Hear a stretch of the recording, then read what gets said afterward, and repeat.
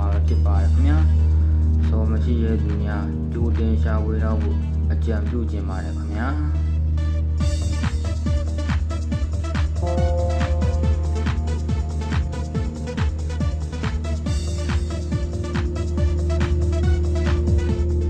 ဒီတစ်ခါအပြင်သွားရင်ရေမွေးတွေပါတယ်မစွတ်တော့ဘူးအနမ်းရတာနဲ့ဈေးကြီးမှန်းပြီးတော့ဓာတ်စီစွတ်သွားရမယ်ဟုတ်တယ်